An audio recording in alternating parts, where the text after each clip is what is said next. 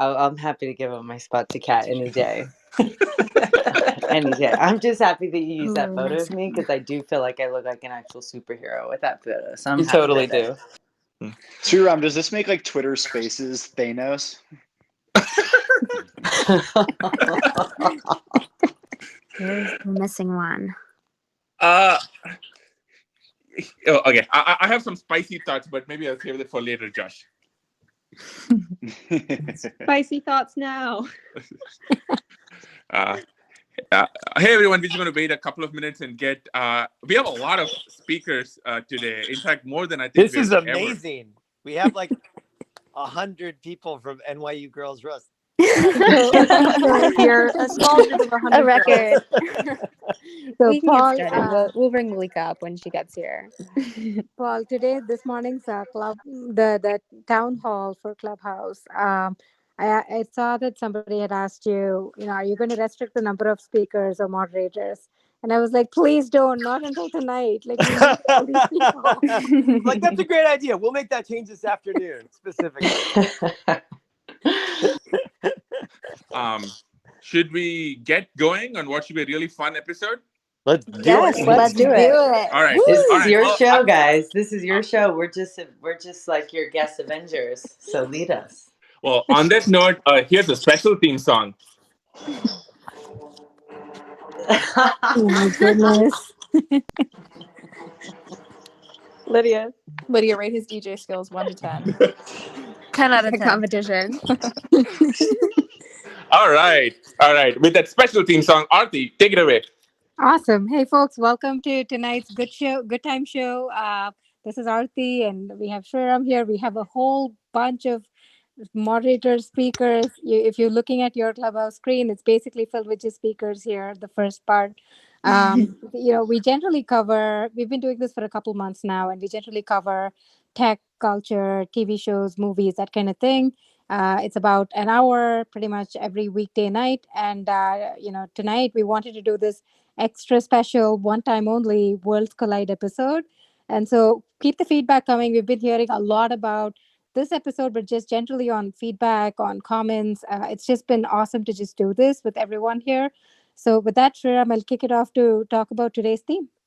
Awesome. So first off, we wanted to do the show for a while. As a lot of you know, I'm obsessed with the Marvel Cinematic Universe, and especially with the Avengers. And I really always wanted to have this Worlds Collide. You bring everyone, together. And, it's hard because there are so many amazing moderators on Clubhouse, and we can't hope to scratch the surface of everybody. And we do the show late night in a Pacific time zone. But we managed to get together some people we think are doing some really amazing things. And of course, the folks involved with the platform too. I let Aarthi introduce our first guest. But before that, I want to shout out to the one person who was supposed to be here but couldn't make it because of scheduling, which is Felicia Horowitz. Felicia, if we have the Avengers, she's Tony Stark, she's Captain Marvel. She's the OG person who I think inspired definitely our show, and her dinner party is what I aspire to be half as good as, or 100th as good as someday. So Felicia, if you're listening, thank you. You're an inspiration, and hopefully we can have you on the show some other day. But Aarthi, tell us who we have today. Yeah, I'm going to introduce the first couple of guests. I think first off, I wanted to introduce Kat Cole. Kat, just by intro, she absolutely needs no introduction, especially on Clubhouse. She has over 1 million followers and just is prolific here. Kat's an American businesswoman. She's a former president and CEO of Focus Brands, which is the parent company of Cinnabon, Jamba, Auntie Anne's, and many more brands. And she's been on Clubhouse for the last year or so, just leading through the pandemic. And you've seen her talk about leadership, communication, consumer brands, business, diversity, things like that. And, she also brings in really awesome guests, just these like business superstars. And I've learned so much from being in Kat's room. So I'm really, really excited to have her here on our show. Welcome, Kat. Thank you. Woo! Yes, Kat. It's 1 a.m. where I am, so I am like, Wow. Awesome. This is already off to a very different start than typical, good time show episode. So, wow. I know we should do this more. We should do this more.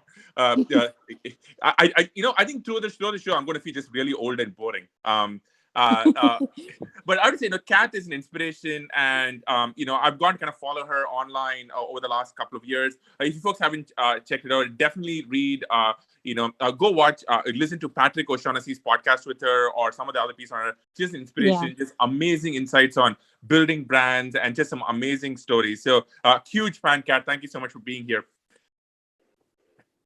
Cool. Okay, next up is somebody I've known for almost a decade now, if not longer. I think for many years, his title was journalist. And right now, I believe his title is venture capitalist at SignalFire. But I like to think of him as one of the nicest, kindest people I have met in the tech industry, but also one of the smartest and most thoughtful people when it comes to social media. And over the last 10 years, first as when I was working at Facebook, I knew him as an industry commentator. We kind of met up and became friends. And I would say nobody, over the last decade has had their finger on the pulse of what is happening in social, been more observant, been more ahead of the curve than our guest today. And also probably set more fashion hair trends than he has. So, and the last year or so. This is quite an intro, Sriram. I know. Also very handsome, and he's also. I can't wait for mine. Josh is amazing, and over the last year, it's been no surprise that he's managed to build something really awesome on top of everything else on Clubhouse with his Thursday 6 p.m. press club shows. Just one of the smartest people in tech, Josh Constine. Josh, welcome to the show. Oh my gosh, I don't even know what to say. You guys, you're making me blush. I wish I could pull to refresh a new profile picture with me just hyper blushing right now. Now, Josh, could you say a few things about Sriram? Wait, if you do pull refresh, I highly suggest you use the photo that Sriram used in the graphic, because you look very rugged Josh. That was really funny. This is great. I need you to be my publicist, Sriram. This is I don't know what I've been doing all these years. Please, yes, sign me up anytime. I'm happy to be. And by the way, you should also Google Josh's famous Omnibank piece on BuzzFeed. Makes amazing reading. Yeah, I love this Marvel concept because I think it's actually pretty apt to the creator ecosystem when you think about it. It's having these collaborations between people with totally different skills, different superpowers, and that having that last minute person to jump in and save the day, just when your conversation was getting a little bit stale, when you've got some friend from the creator community to jump in and reinvigorate it with some spice. I think that's the most exciting part. It's when the villain's almost got the victim or the hero on the ropes and he's doing his big monologue, and then all of a sudden the Hulk crashes through the wall, and that's why I feel like you're coming in saving us, Sriram. So thanks for making it extra special tonight. Thank you. That's quite the compliment. I'll take the Hulk. Okay. Next up, and I need to figure out how to introduce these group of amazing people. Honestly, I've only known them for a very short period of time, only through Clubhouse. I'm going to call them the mods behind the NYU Girls roasting tech guys, and they over the last few weeks have created something really fun, and they've blown up. I started seeing them because all these tweets would show up, and every time I listen in, they are incredibly funny. They do something really entertaining, and they make me and Aarthi, everybody else, feel really, really old. And Devin, I know you're here. Could you just tell us more about who all of you are? Yeah, of course. Hi, I'm Devin, and meet Lydia, Mare, Callie, Sarah, Lauren, and Paige. Hello. Hey. So hyped to be here. We are a group of friends from NYU. That's no lie. That's literally, we were a group of friends before this, and now we are the NYU Girls roasting tech guys. So, but thank you so much for having us. This is so fun. A few of us are in the same place. We're all in separate rooms right now. So let us know if there's any feedback. We're trying our best. We're in opposite corners. We do the same thing in our house. By the way, thank you so much for being on the show. I would say just the range of people, just in terms of different experiences, it's just quite interesting on the show. Okay. And, since we were going to have this kind of be meta about Clubhouse, so we need to get a couple of people from Clubhouse. So first up, we have Paul Davison. I don't know what Paul does. He's kind of boring. So Paul, thank you. Whatever. Thank you for coming. Good enough. I'll take it. Yeah, he's Paul. He's Paul. He has a few followers. He's done some Sriram, stuff. remember in the early days, we just beg and plead Paul to just come in for the distribution bump? Oh, Now well, we it's still do. We still do. Like, so Paul, I was joking. I just still need you for the distribution pump. Now Yeah, you're giving away would the invite me on the secrets. show, and he'd be like, "Paul, really, I just want the bump for your followers. I'm not really interested in talking to you, but if you could just come up, stay on mute, and then jump back down, that would really be the best thing you could do." that may have happened. You're always valued, Paul. Yeah, Not just a hat rack. Move to the audience, pull him back up.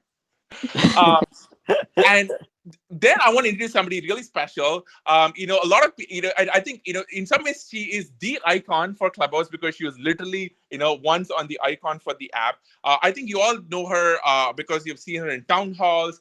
You see her as the kind of the force behind the awesome communities that are being built, and how Clubhouse is just getting all these amazing people, creators, artists, and partnerships built. And but over the last few a month or so as we've done the show, I've gotten to know our guest really well, and she's just a badass.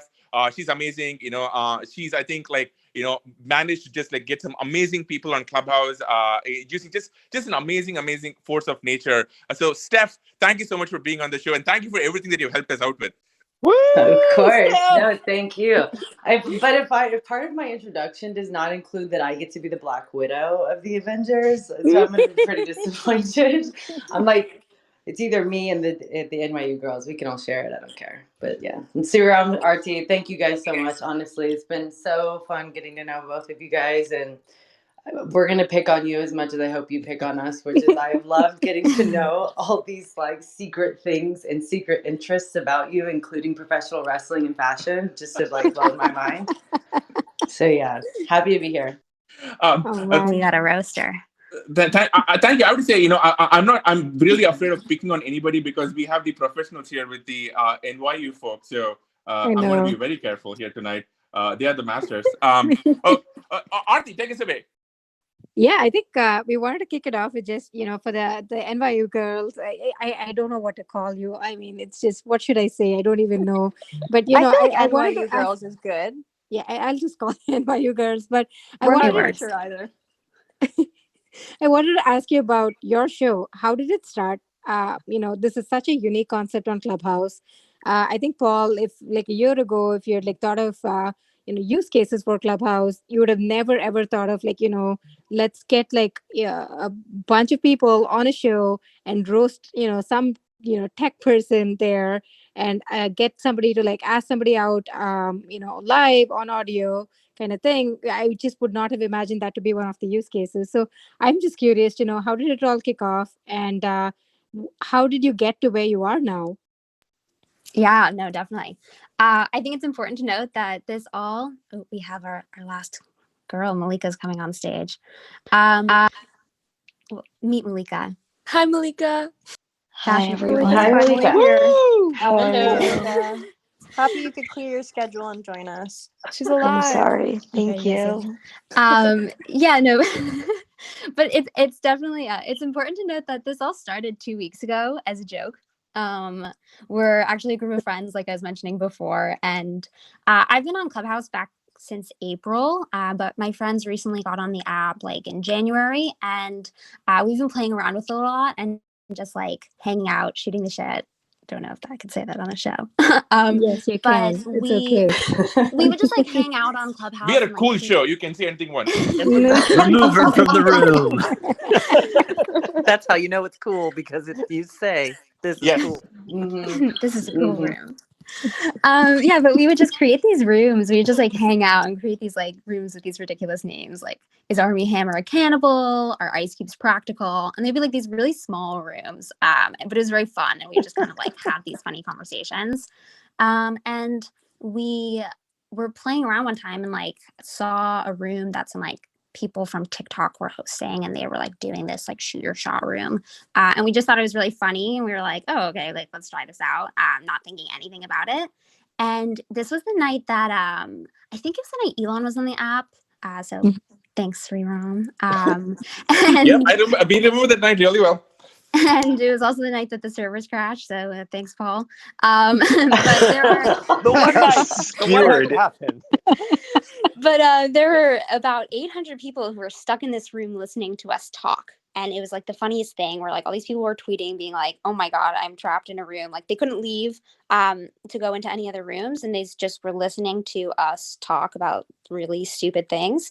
And so all these people were like tweeting like, this is so funny listening to these NYU Girls roast tech guys. And so we were like, this is so funny. Like what would happen if we actually did this on a night where like the servers were up and as many people as possible could join? And so we did it the next night and we called it NYU Girls Roasting Tech Guys. And we hit 4.7K listeners the first night. And we were like, oh, like shit, like this is a thing. And so the next day, I had tweeted something during the show, like saying 70 people had their hands raised. For those who don't know what happens on our show, basically, we invite people up from the audience to they like hit on someone and ask if they can slide into their DMs. And we are basically the Simon Cowell of Clubhouse. We decide if it's a good or bad shot. I love that so movie, Devin. I had tweeted something and the next day it had almost 400,000 impressions. So we were like, okay, like let's actually run with this and see what this would look like if we worked on it. And so, yeah, we've just, in the last 2 weeks, we've done 5 shows. And we've had pretty consistent engagement and it's just been really fun. Like we kind of have been experimenting with all these different ways that you can interact with the audience and have people raise their hands and come up. And we've had really good engagement, just people engaging on Twitter. We've posted a lot of memes. And so it's definitely had like a very viral thing to it. That's been really fun to kind of see how it's just grown over the last 2 weeks. And so, yeah, and we just have a lot of people drop in organically, like really interesting, fun guests. Yeah. So it's been a very fun experiment. That's amazing. I can't believe you guys just like been doing this for 2 weeks. It definitely feels much, much, much longer because I feel like you're all just so good at it. And, you know, every time I show up, it feels pretty professionally done. So kudos. Thank That's you. pretty awesome. Yep. Devin, are you related to Lexi? I am. She's my What? big No sister. way. Yeah, I think she's in the audience. Is she your sister? Yeah, she's my sister. Holy moly. Shout out Lexi. Shout out Lexi. Wow. My mind's blown. Lexi's awesome. Lexi in the audience, just like watching. She's like flashing. Lexi is awesome. Aarthi and I know her too. She's awesome. Yeah. That's awesome. She just texted me lolling. And by the way, congratulations on your first intern, Mazia. Good hire. Thank you. Yeah, we're looking for more. So everyone listening, just know we are looking for help. Yeah, Sriram and Paul, if you guys are free, I don't know how busy your schedules are, but we are looking for more interns, so feel free to hop on our team. It's very funny. I never imagined that we would be able to say this type of thing to people like that the people we have asked to be our intern. It is absolutely insane the power trip we are on. It is so funny. Awesome. Someday once I get Elon back on our show, then I'll try to get him on your show, and then you can figure out a way to get him, as an intern. So that we'll try and make it happen someday in the future. Yeah. You know what to say. Yeah. We have questions for him. We all want Cybertrucks. And sleep and that was on the list. It is funny though. I'll just say we've been, and then I will stop talking. But we, since the first show, have made jokes that Elon is going to come on and sponsor a wedding. And it's just so funny that we keep putting this energy out. We're just hoping one day he will join, and it will be a full circle moment. So anyone in the audience? Yeah. So, Kat, I had a question for you. One of the things you've done, like in the last few months, you've just been really good at like bringing in these amazing experts in both like business, leadership, that kind of thing. I think recently you just co-hosted this awesome panel as well. A couple of things I wanted to ask you. One was, you've clearly done this, with respect to professional speaking, talking to like huge audiences, your podcast, everything else. How is it different with respect to Clubhouse? The speaking styles, what works, and you talked in some room about how the concept of influencers is very different here on Clubhouse because there is no sense of visuals here.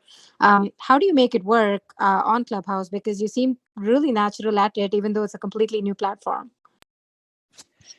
Yeah, I think I was talking to one of the people I was hosting was Adam Grant, and he and I were having a little debrief after the launch of his club yesterday, and just talking about creators and contributors on Clubhouse and how it is a level playing field in a way. It's a fertile ground for anyone who just hosts an interesting room or is able to contribute really uniquely. And he called it an idea entrepreneur.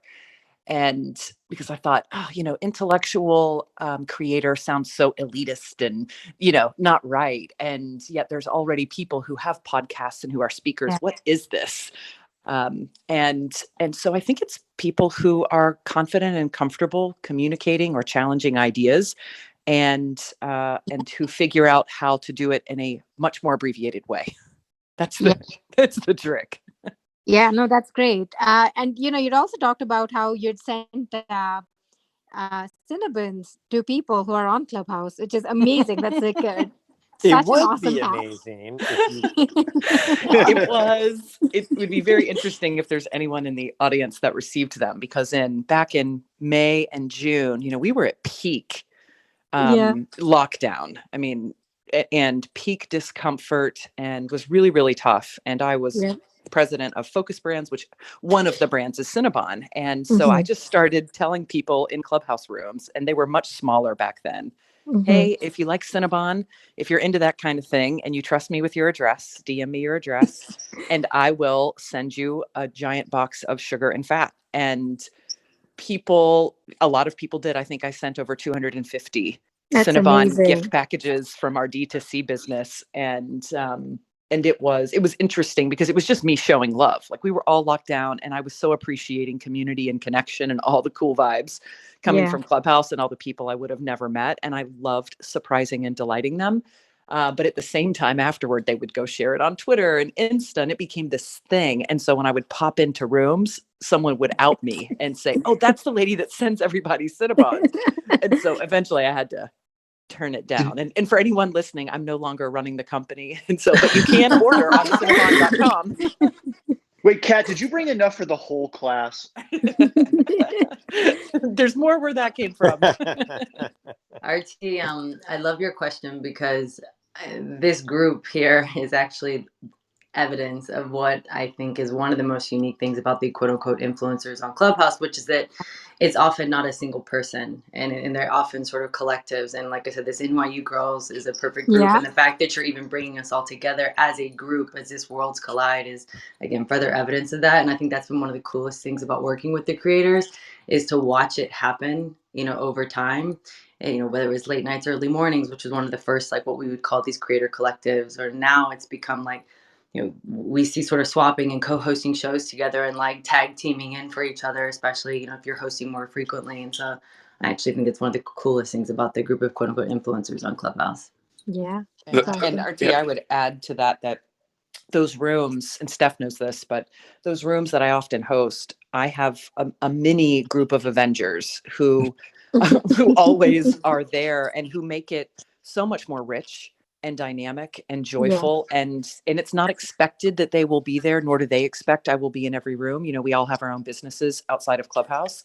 But often we will do whatever we can to support each other. And it becomes this watermark of some of our rooms, that you see this diversity and complexity and people you might not otherwise see together, connecting like hip hop and tech and leadership and professors. And that is the Steph's dead on. That is part of that creator influencer magic. That doesn't necessarily mean your influencer status off of Clubhouse translates on. Yeah, no, you just recently had a room with Tyra Banks, with Adam Grant, Ian Bremer. I would have never, ever imagined like these folks coming together in one place and being able to share and talk about, their culture, their business, that kind of thing. So there's just something really powerful about worlds colliding in pretty much every room. So Steph, Steph, I want to kind of go to you a little bit, because I think you touched on something. You, have been, responsible for, getting so many interesting people on Clubhouse, a lot of interesting celebrities, helping support and empower these influencers.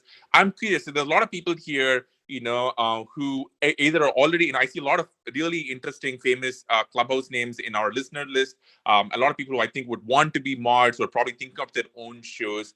What do you wish you could tell mods that you feel like, hey, you're going to learn this, but I really wish that you would learn these lessons up front? They could be somebody famous externally, or maybe, they are not as famous, off platform, but they're kind of building up their reputation on platform. What do you think are common things that people who create these shows and Clubhouse, what do you think they wind up learning?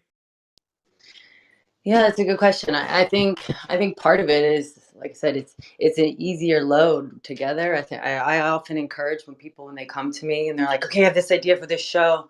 I immediately am already starting to try to put the ecosystem around them. So I'm thinking like, okay, well, let's think about what the core of your show is. All right, that's great. Now, and maybe it's a rebranding, and then we sort of start to pair them with, okay, here's a couple other people that are in the same space but come from a different angle. They'd be great with you. I think that this idea, again, let's lean into the space that is Clubhouse, which is made for groups and made for conversation, not broadcast. And so I'm almost always sort of, having them think about, all the pieces and the components that make a good room. And then if they've only got one or two of those solved, helping them figure out the rest. And so, I remember one of the first, I reached out to the NYU Girls after Paul was like, have you seen these girls? They're amazing. And I was like, okay, yes, on it. And I think they'd already sort of figured out, they knew what their core was, right? They knew that they had the banter that like people were really drawn to, and like, okay, you've got that solved. Now what else? What's the vision?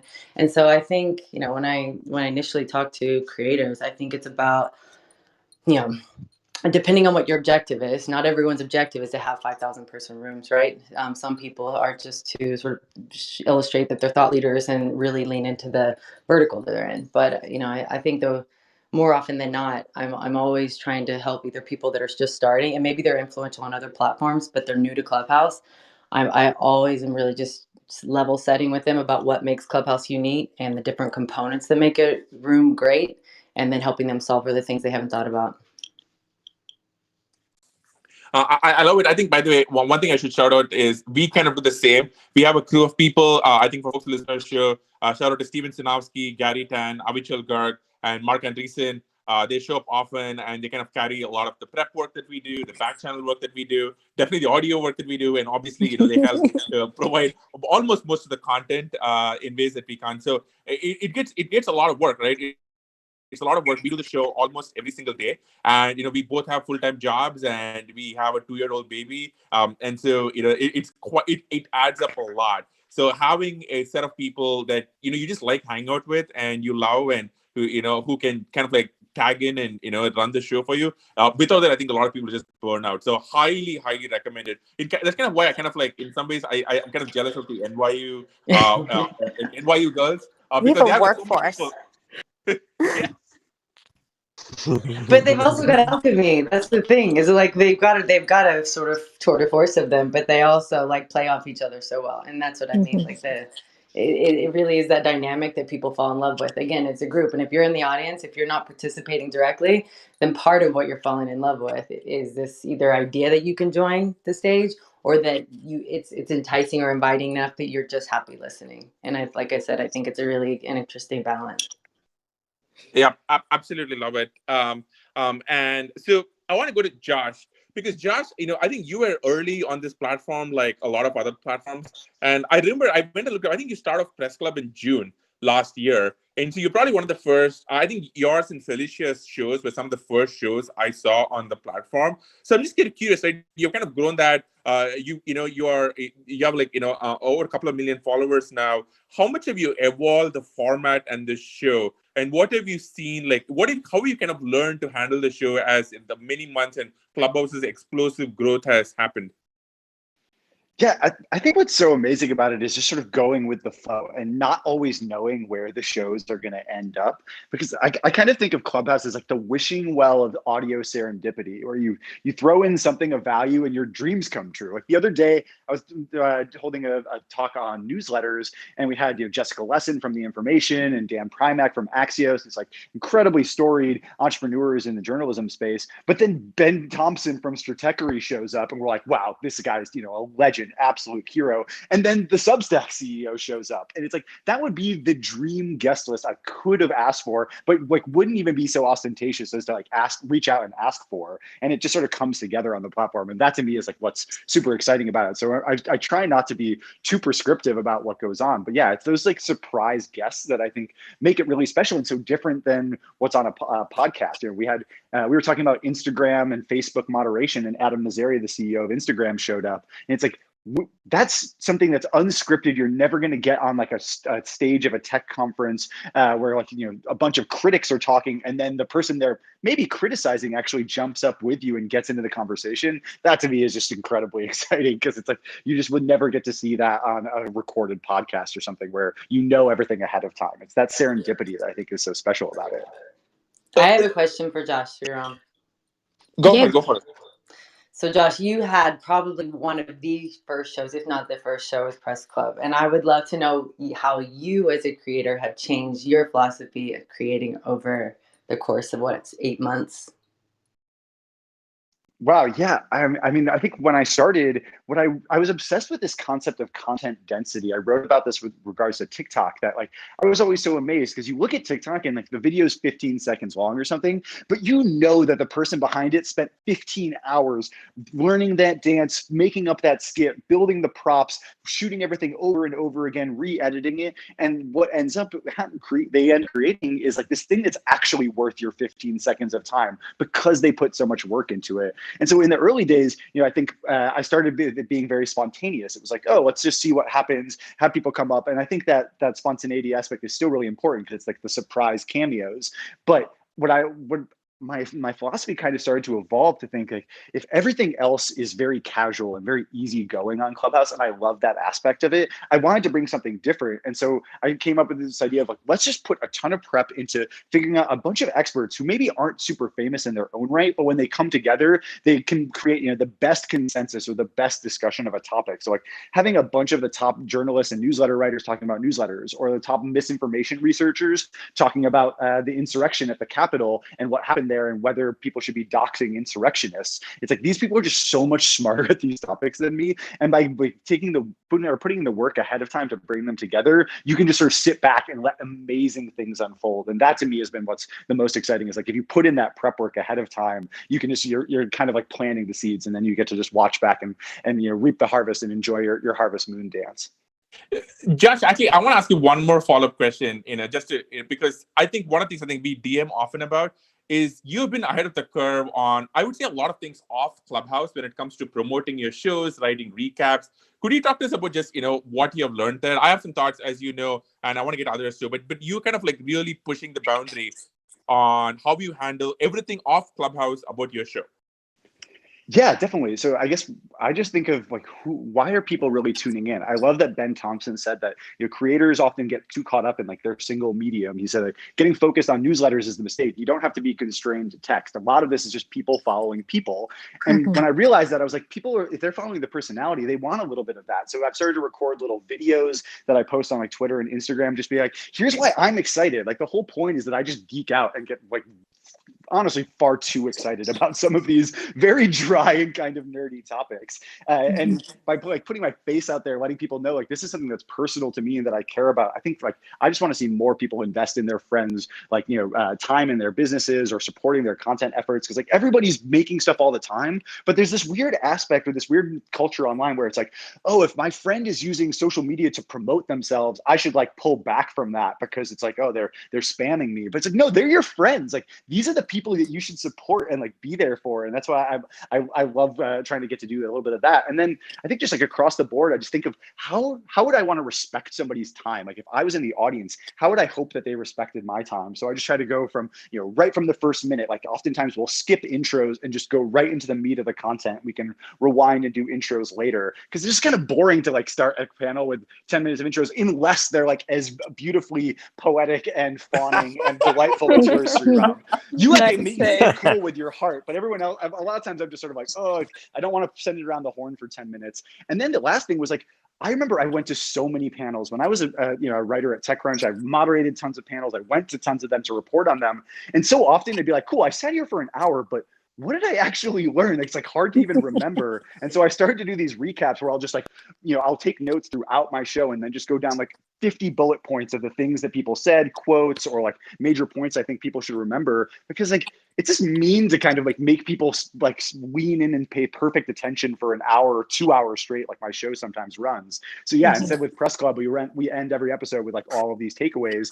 And then you have something you can kind of share afterwards as well to help memorialize and turn this ephemeral content into something that's like permanently valuable and additive to the community. So to me, it's just really all about respecting people's time, because on most mediums you can skim, you can just like rifle through a feed, but here it's like you have to spend the time to listen. So I want to make sure I'm giving everything I can to those ears.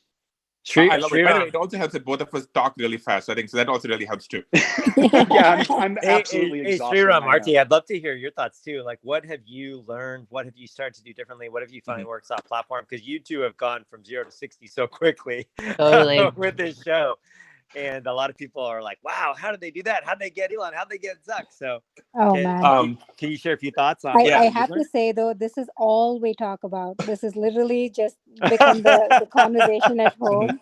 It's either childcare and making sure our 2-year-old is like eating and sleeping, or it's like, what do we do on good time tonight or like this week kind of thing. We've gone from like, oh, we'll just like show up, do whatever, to like now having like this spreadsheet, this whole like folder of stuff with like prep, and we bring in guests, we talk about inviting people over. Like we put in a lot of Sriram does a lot of it, and we put in a lot of effort into like what goes into each one of these. I can rifle off some specifics, and Aarthi, I'm curious to get yours too. So first of all, it's kind of the higher level. I'm going to just talk for a few minutes, and this might be boring, but first of all, the higher level things. Right? First of all, I think you just have to love the content. You have to kind of really get along with the people you're doing it with. So I mean, without Steven, who's listening, so shout out Steven. We're going to have a great show tomorrow. Without Gary, without Mark, we wouldn't be able to do this, because if you don't like them and if you don't enjoy spending time with them, it's usually going to burn out very quickly. The second is, you probably need to have, you just need to love the topics that you're covering. Otherwise, it's going to get really hard. But having said that, let's talk about specifics. So we have a system. So first of all, we have a backroom chat, WhatsApp chat group, which have all of we didn't do it for today, but we usually have all of our guests on. And every day we kick out the previous guest and we start preparing for the next guest. And during the day, we are preparing themes, we are preparing segments. Some of these could be very deep intellectually. Some of these could be fun. Sometimes we know the guests and sometimes we don't. Sometimes the guests are people who kind of engage with us. Sometimes they have like 5 different PR people we have to engage with. So it gets very different. But we're kind of prepping during the day. And also when the week starts, we are also trying to figure out what we have for the week. And I think I've been trying to kind of barbell approach it a bit. Now, I think the biggest thing is you have to be consistent with your audience. Like the best part of this has been all of the people who kind of been listening in and who I think we have kind of built up a relationship with. I think somebody DM'd Aarthi the other day and said, hey, I kind of know when you folks are having high energy. I kind of know when you folks are like have had a long day and you're kind of trying to just get through with it. I think our audience over time really gets to kind of know us a little bit. And I think that comes from consistency, that comes from the energy and the passion that you put in. So having consistent content, doing it at the same time or roughly the same time, roughly the same schedule really helps. Now, the other thing I think we've been trying to do is to really barbell out a few things. So one is we're trying to do very intellectually dense shows, like the one we had with Mark Andreessen yesterday, really intellectually dense. And then there's some really fluffy, fun shows, like the one I had with Triple H and Stephanie, who are kind of big WWE fans the other day. We've also been trying to expand categories of content. So we do tech, which is kind of like advice content for startups. We've been trying to do stuff in India. And it's all about like trying to keep things like different every single day. At the same time, coming back to themes like it's fun, it's positive. We all kind of like each other. It's very lightweight. We are not asking the intense questions that Josh is. We do try and keep things much more lightweight and fun. Josh I will straight up ask Devin about like where did the Shoot Your Shot like show come from, and were there like other groups of people on Clubhouse doing that earlier? But like that's not the show. Yeah, I mean, I think like for us, like when you mentioned the Elon show, right? And one of the criticisms we got for that show was that we didn't ask him some really hard questions. And one of the ways I think about it is that there are a lot of ways to have conversations with people, right? There are some things which amazing journalists do, which is they go really deep on a particular topic, and then somebody goes on Jimmy Fallon and they're having a good time, or somebody family, you invite somebody home for dinner, and you're having like a very fun, lightweight conversation. And I think our show tries to be the latter. There are many different amazing kinds of shows that people can do. We just kind of picked this one because it's kind of our personality. It's kind of like the thing we want to do at 10 p.m. every single night, and it's kind of easy for us to do. So that's kind of what we pick. And if others have other kinds of shows which are awesome, more power to them. But it's kind of what we pick, and hopefully it's been working. I think so. And the other part is all the digital stuff. So we have a website now. We've been setting up these community.com texts, and I think that recurring audience relationship and having them feel like you have a connection with them, that really helps. So, and Aarthi, what do you think? Yeah. I have a couple more to add to that. All of those. Yeah, definitely agree. I think the reason why we started this, Sriram, if you remember, like end of December, we were thinking about how there's so much positive stuff to talk about in tech. And, for both Sriram and me, like the tech is basically all we know and all we've done. And so it just felt like there was no outlet there to do like a nightly show of sorts to cover technology. And that's kind of how the idea started. So we still try and focus on the positive aspects of product building, of technology, that kind of thing. And it's worked out pretty well so far. And to Sriram's point, there are other places and other channels to like cover other aspects of technology or like do these like rapid fire style like kind of interviews.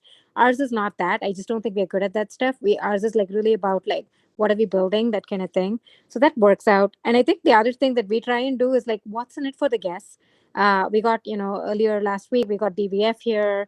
We got the WWE folks here, and for all of them we try and like talk to them ahead of time to figure out like why would they want to do this and what is fun for them. And I think that goes a long way for them to feel engaged.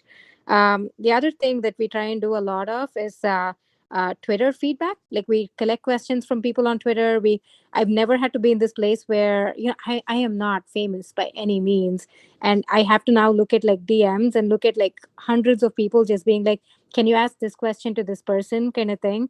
And it takes a bunch of time, but it's so worth it because oftentimes the most interesting questions come from people who are just like completely different from us, who are not in Silicon Valley, who are just like different walks of life. And that's been really great to just feel that and be this like conduit of sorts and collect really good questions from Twitter.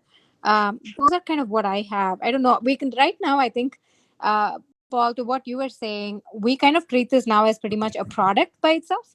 And so now we have its own like site and branding, and we try and do these like cover art kind of things, and we kind of have fun with it and just treat this as a product effort by itself. So that's been a lot of fun for us to like try and like get this off the ground. Mm-hmm. I want to go to Kat next because Aarthi touched on something which is like we look at Twitter, and I think Twitter is by the best way for us to know when the conversation is working because we get so many tweets about it. Kat, you've been hosting so many amazing conversations. When do you know something is working, and what are tips to kind of make a conversation work? Because I'm sure you have like an array of tools now. I do think, to Aarti's point, it's feedback. I love using the Clubhouse platform because of sometimes it's a lot to manage going off platform, especially if there aren't if there's not more than one other moderator. But I like to have people just raise their hands and put their question in their bio, and the bio is so easy to update on Clubhouse. And so I say, look, if you've got a comment or a question or something you'd like us to pay attention to, I'm going to leave the hand raising queue open, even though that can be a lot for people who are modded. I think the benefits in some rooms, not all, outweigh the distraction. And so I really enjoy seeing comments real time when people raise their hands. And then I try to do a thorough job of explaining, I'm just scanning this, I'm using it to get the vibe. I might bring some of you up if I think it's additive, if we have time, so people don't feel that they're raising their hands and asking a question in hopes of being brought up because they saw that in another room, and that's not what I might be doing in that room. So I try to get some form of engagement and interaction on platform. Also, of course, monitoring Twitter. And then there's just something about feeling the energy. Are people comfortable coming off mute throughout if it is a 4 to 6 speaker box situation, or if it's just a tight interview, something more like what Josh does, or Sterling, or others on here, which I do once in a while. Is there good back and forth, and do I feel that energy? And then, of course, does it seem like people are hanging out in the room? And that can be audience size or names that I know, love, and respect enjoying it. So it's a combination of feeling the vibe, feeling the energy myself, paying attention to what the audience is experiencing, and then literal feedback mechanisms. Yeah. I think I want to plus one something Kat said. I mean, all of it, but you feel the energy over time. And I can tell you, like, when you know a conversation is working, like, for example, this stuff is working because you just see the tweets flying by, you kind of feel it, and you get that feedback loop, and you get the adrenaline going, and you want to do more of that. And the other time, when the room is kind of stale, Aarthi and I start stressing out about, how to get it exciting. And on that note of getting things exciting, I believe everyone on Twitter has been asking for this, which is to turn this over to the NYU girls, because Devin, I know you have some rapid fire plans for all of us. Oh yeah, we have a list of like 30 questions. We won't go through all of them. Oh my God. Oh my gosh.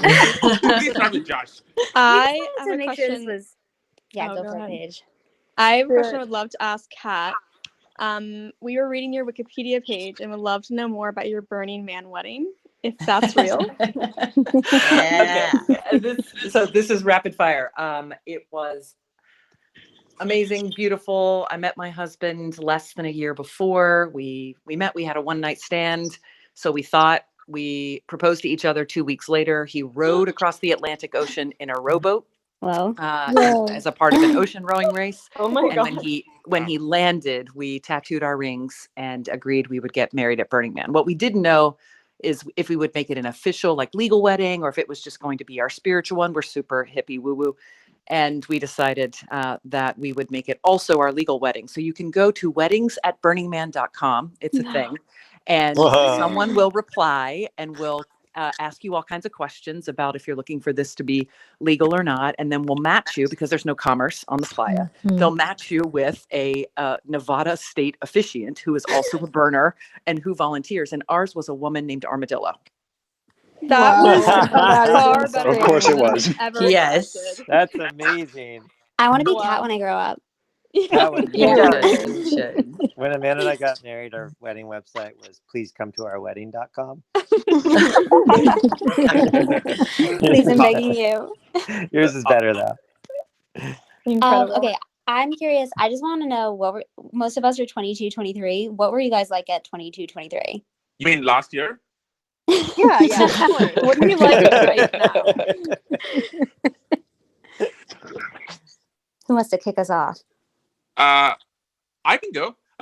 Okay, first of all, like, I think, in the spirit of oversharing, I would say, Aarthi and I have actually known each other and have been together, for the almost last 20 years. So at age 22 and 23, I think we had just got our first job at Microsoft, and we kind of hang out every single night at the campus. We would, just like, get this kind of sleeping bed, sleeping mattress, and kind of hang out over there. It's kind of a very formative bonding experience. And we convinced Microsoft to fly us over to the US. So I would say 22, 23, we were having the time of our lives because we were spending all of this time together. And that's kind of when we started dating, which was, well, it was not last year. It was quite a few years ago now, and people can figure out how old we are. And in some ways, it's kind of some of the best years of our life because we really got to know each other, and Microsoft was fantastic to us, and it brought us to the US and really gave us our tech careers and kicked us off. Everything that's happened ever since. I mean, Aarthi, do you agree with? Hopefully, you agree with that. Yeah, I think that sounds about right. Like that was around the age when we came here, I think, or maybe not. Yeah, all true. That's such a wholesome answer. I know. Yeah, I know. I will say though, I think when we both started working at Microsoft, we were staying up, at the office like 3-4 straight nights in a row, almost to a point where the janitor would ask us to go home at one night. She was like, "I can't clean the floors because of you," and at that time, I remember being like, why do these people pay us? We love doing this stuff. Like, we love being here, writing code. Like, this is the best thing ever. I can't imagine anyone's actually paying us for this stuff. And I think for the longest time, we just were shocked that we would actually get paid for doing the things that we love doing. So, I mean, if you're whoever, there are lots of folks who are much, much younger than us. If you're picking a first ever job, I don't know, maybe it's worth it to have that kind of aspiration because there's just something really wholesome about it. Yep. But thank you for making us sound much less cool, though. I know. Yeah. And we got wasted all the time. See, now I'm really hoping that you guys didn't discover that there was a reality TV show that was made about our wedding, because I think Kat's already sounds so much cooler. But I just think it's hilarious because you guys were Sriram and Aarthi, you guys seem so productive at that age, and I was like a 23-year-old cyber sociology master's student writing about memes and like throwing concerts with Diplo and Girl Talk at Stanford. And it was just like I had no idea what I wanted to do with my life. I like knew I cared about social networks and I thought those were really interesting. And I was writing about like Facebook and privacy and trolling and doxing, but I had no idea what I was going to do with my life. So I'm just like impressed that you guys had that much of a handle on yourselves that early. Yeah, right. I don't know. I was like, nah, what would I say? Long brown hair, very straight lace, very focused, in law school, dating my soon-to-be ex-husband, and going to visit him while he was playing in the NFL and surrounded by all the other quarterback wives who were playmates, and thinking to myself, what is my life? And then it took probably 7 more years before I chopped off all my hair, gave myself a blonde mohawk, and stepped into the me that I am now. Love that. Love that. Love that, Amazing. Steph. All right. When I was 22, I had been traveling around the world opening Hooters franchises for 3 years at that point. And I love this story of Kat. and I took a corporate job at the age of 20 and started running the training department. So by the time I was 22, I had probably just gotten my first promotion from that corporate job to become director of the department, and managed employee training and development and franchise systems for Hooters restaurants. And then I stopped being the one to travel around the world as much because I was building and leading teams who would go do it. So that was 22. And I had a blast in those countries. I lived large. It was a lot of fun. It was a lot of work, but I lived a very full life going to all of those places when I was so young. I love it. That's amazing. Okay, next question. What is something about Gen Zers that you guys do not understand, or something you hate about Gen Zers? Roast us. Oh my gosh. Oh, why do they have such good fashion? Like when I was like a kid, my parents dressed me up in the stupidest possible t-shirts, and I wore like nylon pants until I was 14.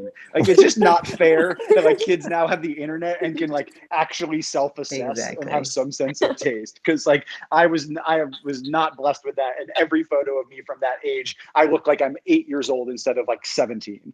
That didn't feel like a roast. That felt like a compliment. You asked what I hate. I thought you make us look so lame now.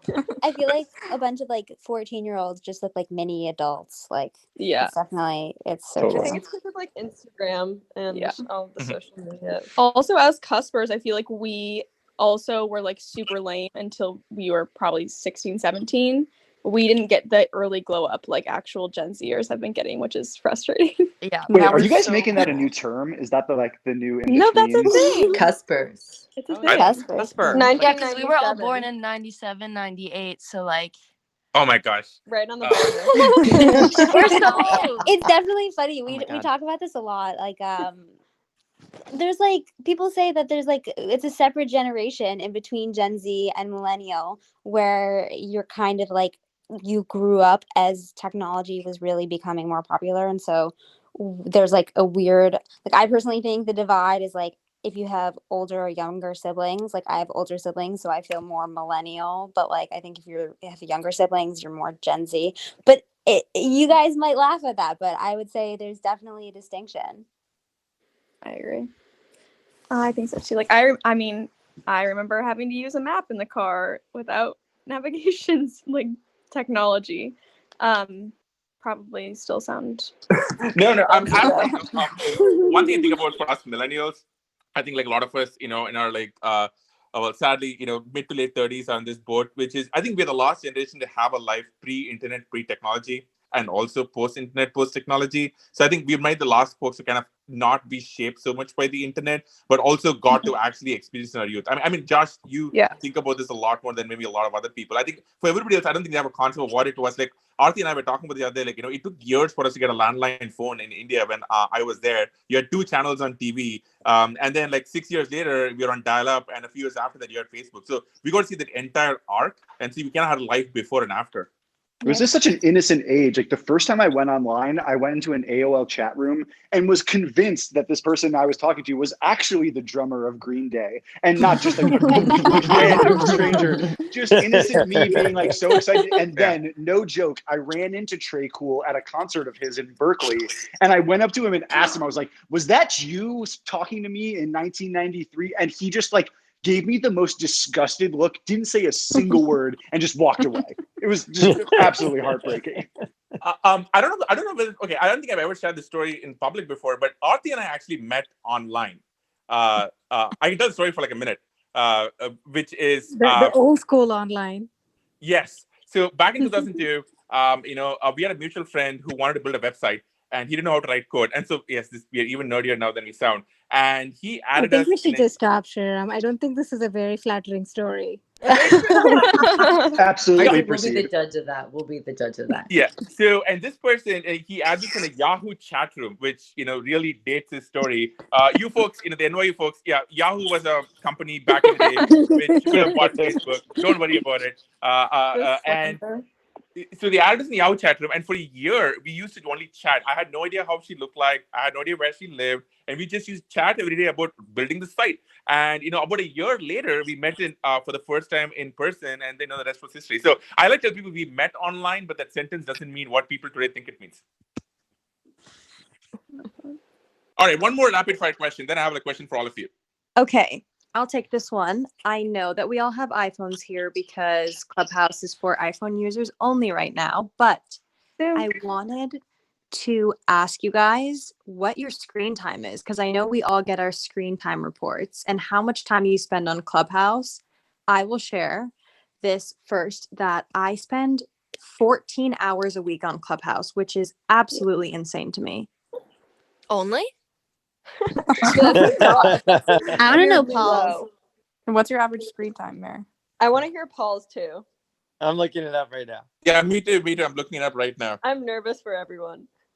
Oh God, my weekly, that was obviously 14 hours a week. My total screen time for the week is 72 hours, which is, oh God, that's insane. That's awesome. Oh my gosh. Yeah, I'm at a strong 8 hours a day and like an hour on Clubhouse minimum. Wow, that's a lot. Yeah, that's over 10 hours a day. I know, it's really bad. Steph's the goat for being addicted to her phone. Yeah, Steph, I'm curious. Yeah, I know. I'm not going to share. I've never looked at my screen time. I'm not shitting you. I've never looked at my screen time. Probably it's a good idea why. I'm not going to share. That's really bad. Okay. But your response time is just absolutely stellar, and you make all the creators feel very well. Mine is 3 hours and 16 minutes a day. Wow. What? What? No, but that's honestly total time. But that's what's that? Is that total time or your? No, that's Clubhouse time. Wow. Okay. Well, it used to be like probably 10 or 12, but now we have all this work to do. Okay. Now I have all these meetings, so I don't get to do it as often. All right.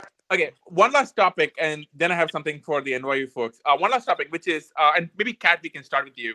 What do you think the last 6 months to a year for you on Clubhouse looks like for you, right? In terms of guests, in terms of what you want to achieve with the platform, where do you think it goes? Just curious about what you see for, let's say, the rest of 2021.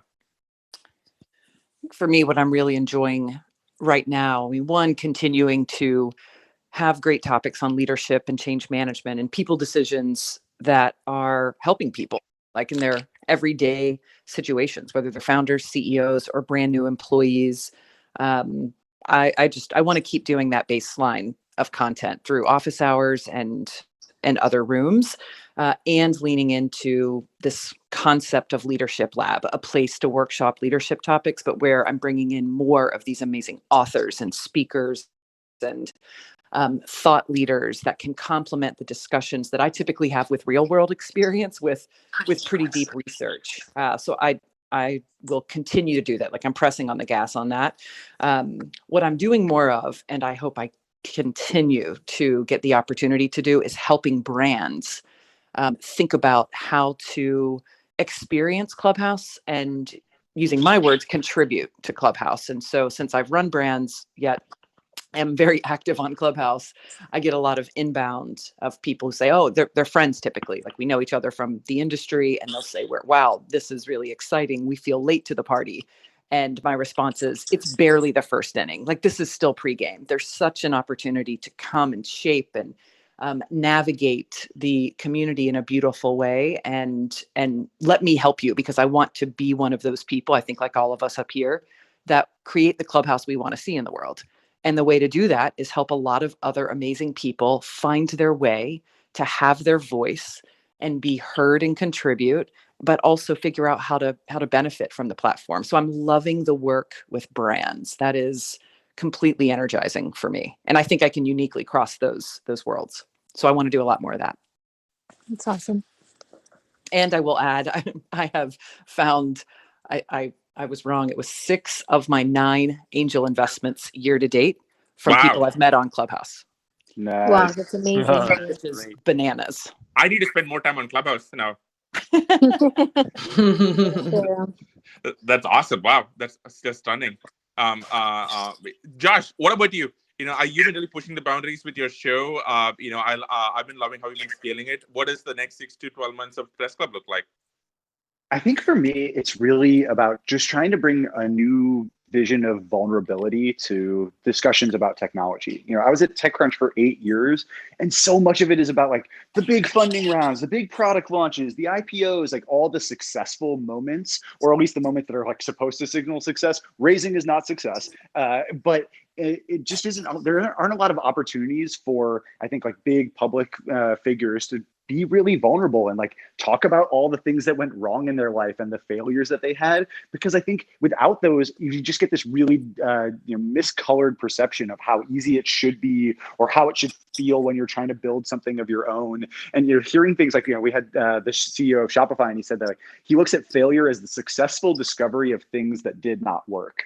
Or hearing like the Adams founder, Sidra Qasim, saying that she said that the dream kept changing, but we kept going. And like hearing about these times that like big figures that everyone thinks like are successful, that like they didn't think they were successful themselves, and that vulnerability, it just seems like such a nice compliment to what I think of as being like iconic of the business press, which is just sort of cheerleading the big moments, or sort of like hammering on the scandals, which are also important. That investigative reporting is critical, but I think there's like a third like pillar to that, which is that like getting like quiet and talking with people and taking advantage of like not being on camera, kind of, especially like the later night shows. People kind of, maybe they've had a glass of wine, they're leaning back on the couch, and they're like willing to tell you what went wrong before it all went right. And like that to me, I think is our stories that we don't get to hear nearly enough. And so I'm excited to get to talk to more leaders about that, because I think the more people that talk about that, the more normalized it is that like it's okay to cry as a founder. It's okay for things to feel like they're all going wrong. That's a normal part of the process. And I think that like not enough people get that message.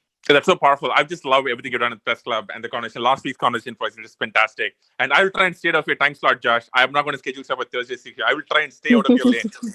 Yeah, we almost had a turf war there, buddy. You coming on my slot. I know that was not intentional at all. I'll go for a good time, and I'll keep it short. I think for us, it's really about just getting guests, different kinds of interesting guests.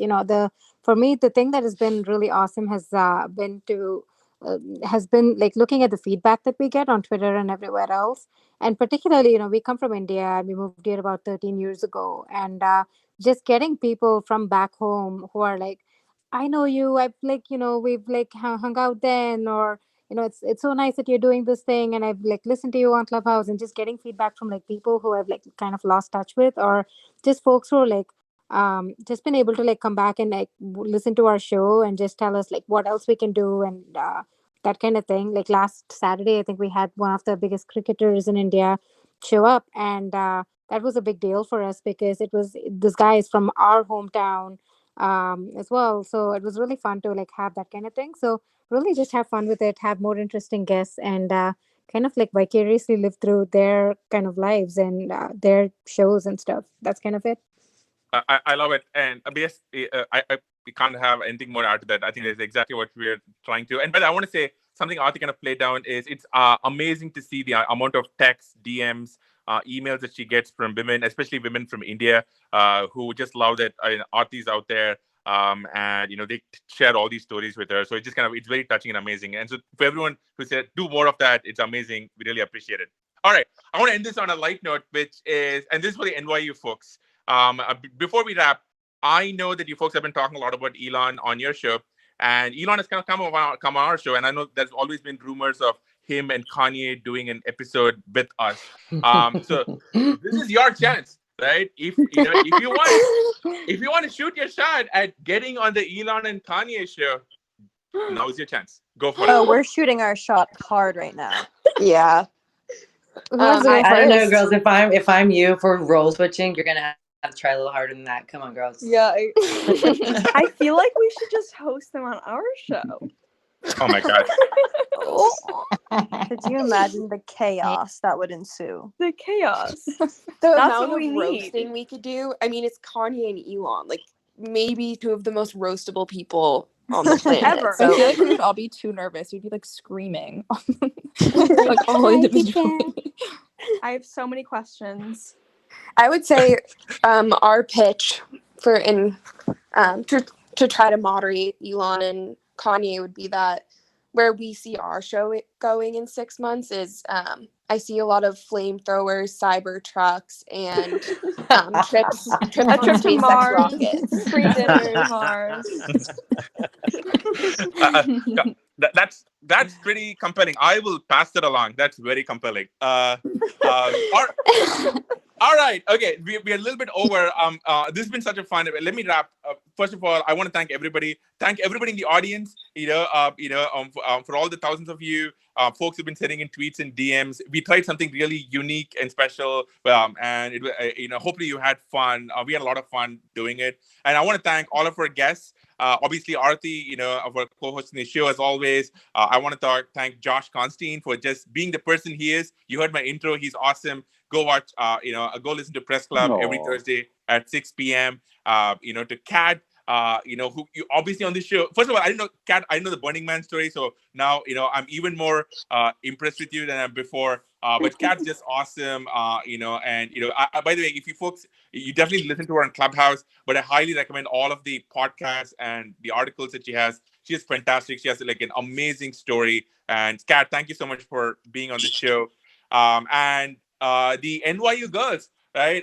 You folks have done something really fun and interesting in a short period of time. I have learned that I'll be a terrible moderator / roaster on your show. So you have no competition from this end. But thank you so much. You folks are super fun. And hopefully you can manifest Elon onto your show.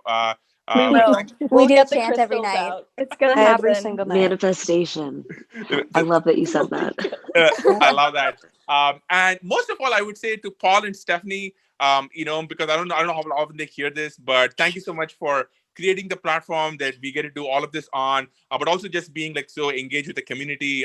We see you folks every Sunday in public, but I know how much work you put in behind the scenes. I'm attending meetings with Steph every single week. They're just kind of forces of nature. So thank you both for coming on this show. I know it's pretty weird times for both of you, but also just making all of this happen. So thank you, Paul.